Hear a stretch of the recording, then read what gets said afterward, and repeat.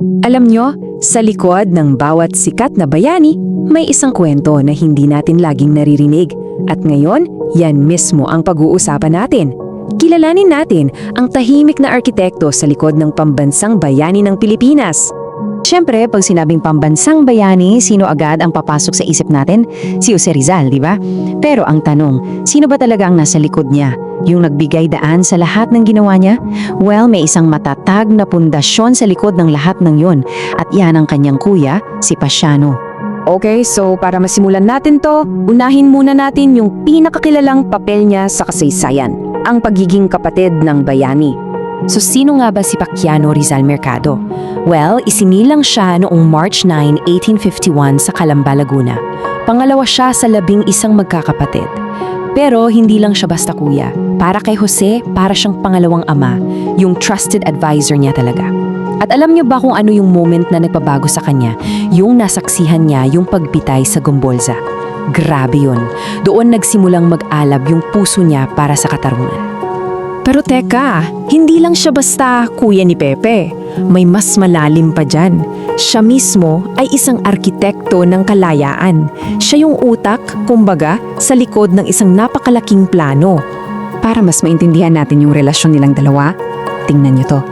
Kung si Jose Rizal ang liwanag, si Pasiano ang anino. Hindi mo laging nakikita pero andyan palagi. Kung si Jose ang boses na sumisigaw ng pagbabago, si Pasiano ang gabay na bumubulong ng tamang direksyon. At kung si Jose ang monumento na tinitingala nating lahat, si Pasiano, siya yung haligi, yung pundasyon na hindi natitinag, na sumusuporta sa lahat. So ano ba tong planong to? Hindi to basta-basta suporta lang may diskarte to. Unang hakbang, si Pasiano mismo ang kumumbinsi kay Jose na, uy, mag-aral ka sa Europa, palawakin mo yung kaalaman mo para sa bayan. Pangalawa, habang wala si Jose, sinong bahala sa lahat? Si Pasiano. Siya yung nag-manage ng pamilya, ng sakahan, para siguradong may uuwian si Jose. At pangatlo, at ito yung pinaka-crucial, siya yung nagpadala ng pera. Siya yung nagpondo sa pag-aaral ni Jose at, get this, pati sa pag-imprenta ng Noli Me Tangere at El Filibusterismo. Galing, di ba? At dito nagbago ang lahat. Mula sa isang personal na trahedya, yung tahimik na taga-suporta ay biglang naging isang mandirigma. Tingnan natin kung paano nangyari yan. Nagsimula ang lahat noong 1872, yung pagbitay sa Gombolza. Doon pa lang, nagtanim na ng galit at pagnanasa para sa hustisya sa puso niya. Fast forward to 1896, yung pinakamasakit na nangyari, ang pagbitay sa sarili niyang kapatid, si Jose. Yun na yung final straw. At pagdating ng 1897, lahat ng pigati na yun, ginamit niya para maging tapang. At doon, sumapi siya sa hukbong revolusyonaryo. Kaya alam nyo, hindi siya nagpatalo sa lungkot. Yung pighati, hindi yun naging katapusan niya. Actually, yun pa ang naging bago niyang simula. Ipinagpatuloy niya ang laban ng kapatid niya, pero sa ibang paraan na, sa larangan ng digmaan. Okay, so naging general siya. Pero anong klaseng general nga ba si Pasiano? Siya ba yung tipong maingay at laging nasa harap? Well, doon siya kakaiba. Bilang general sa Laguna, kinilala talaga ang galing niya sa taktika at estratehiya. Pero yung leadership style niya, totally different. Ayaw niya ng mga parangal, ayaw niya ng recognition. Ang pinaka-importante sa kanya, kaligtasan ng mga sundalo niya. Yon ang inuuna niya, palagi. Napakababa ng loob pero sobrang higpit pagdating sa disiplina. At para sa kanya, ito yung pininiwala niya.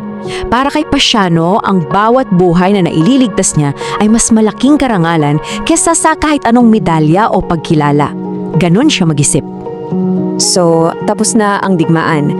Anong susunod para sa general? Dito natin makikita ang tunay niyang karakter sa desisyon na ginawa niya pagkatapos ng lahat. Isipin niyo to. Tapos na ang revolusyon. Siya isang respetadong general. Maraming pinto ang bukas para sa kanya. Inalok siya ng matataas na posisyon sa gobyerno ng kapangyarihan. Pero anong pinili niya? Tinanggihan niya ang lahat. Lahat. Sa halip na kapangyarihan, pinili niya ang kapayapaan. Pinili niya ang tahimik na buhay. Bumalik lang siya sa Los Baños para maging isang simpleng magsasaka. At sa ginawa niyang yon, ipinakita niya sa atin kung ano ang tunay na pagkamakabayan. Yung pagsisilbi ng hindi kailangan ng posisyon nang hindi naghahangad ng katanyagan. At doon siya namuhay ng tahimik.